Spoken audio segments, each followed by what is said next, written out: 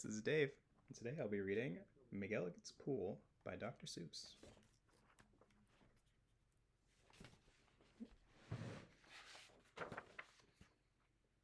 Young man, laughed the farmer, you're sort of a fool. You'll never catch fish in McElligot's pool. The pool is too small, and you might as well know it. When people have junk, here's the place that they throw it.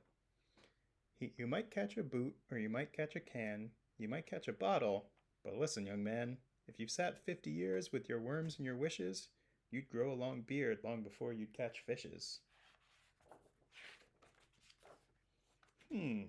Answered Marco. It may be you're right. I've been here 3 hours without one single bite. There might be no fish, but again, well, there might. 'Cause you never can tell what goes on down below. This pool might be bigger than you or I know. This might be a pool, like I've read of in books, connected to one of those underground brooks. An underground river that starts here and flows right under the pasture. And then, well, who knows? It might go along down where no one can see, right under State Highway 203. Right under the wagons, right under the toes of Mrs. Umbroso who's hanging out clothes. It might keep on flowing, perhaps, who can tell? Right under the people in Sneeden's Hotel, right under the grass where they're playing croquet, then under the mountains and far, far away. This might be a river, now mightn't it be, connecting McElligot's pool with the sea? Then maybe some fish might be swimming toward me. If such a thing could be, they certainly would be. Some very smart fellow might point out the way to the place where I'm fishing, and that's why I say, if I wait long enough, if I'm patient and cool, who knows what I'll catch in McElligot's pool? I might catch a thin fish. I might catch a stout fish. I might catch a short or a long, long drawn-out fish. Any kind, any shape, any color or size. I might catch some fish that would open your eyes. I wouldn't be surprised if a dogfish appears, complete with a collar and long floppy ears, woofing along, and perhaps he might chase a whole lot of catfish right into this place. I might catch a fish with a pinwheel-like tail. I might catch a fish who has fins like a sail.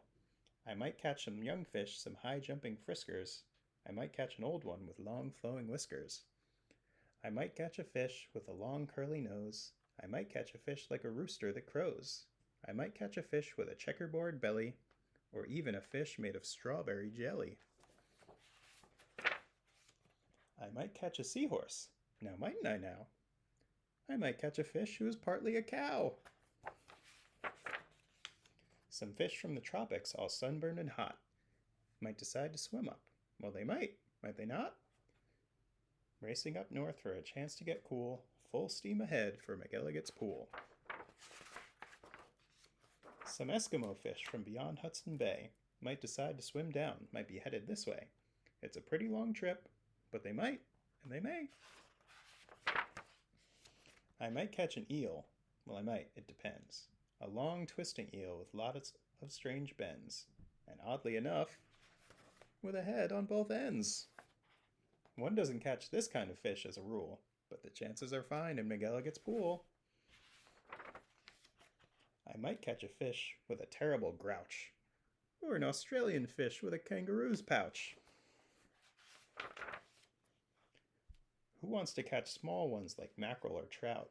Say, I'll catch a sawfish with such a long snout that he needs an assistant to help him about. If I wait long enough, if I'm patient and cool, who knows what I'll catch in McElligot's pool? Some roughneck old lobster, all gristle and muscle, might grab at my bait, then I would have a tussle. To land one so tough might take 2 or 3 hours, but the next might be easy. The kind that likes flowers. I might catch some sort of a fast-moving bloke who zips through the waves with an overarm stroke.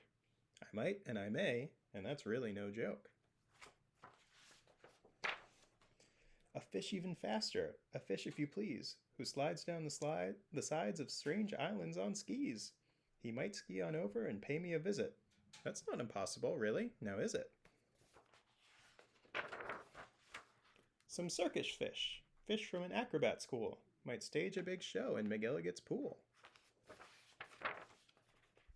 Or I might catch a fish from a stranger place yet, from the world's highest river in far off Tibet, where the falls are so steep that it's dangerous to ride 'em, so the fish put up chutes and they float down beside 'em. From the world's deepest ocean, from way down below, from down in the mud where the deep divers go, from down in the mire and the muck and the murk, I might catch some fish who are all going blurk. Whales! I'll catch whales! Yes, a whole herd of whales, all spouting their spouts and all thrashing their tails. I'll catch 50 whales, then I'll stop for the day, because there's nothing that's bigger than whales, so they say.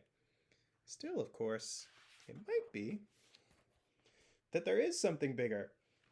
Some sort of a kind of a thingamajigger. A fish that's so big, if you know what I mean, that he makes a whole whale look like a tiny sardine. Oh, the sea is so full of a number of fish. If a fellow is patient, he might get his wish. And that's why I think that I'm not such a fool when I sit here and fish in McElligot's pool. The end.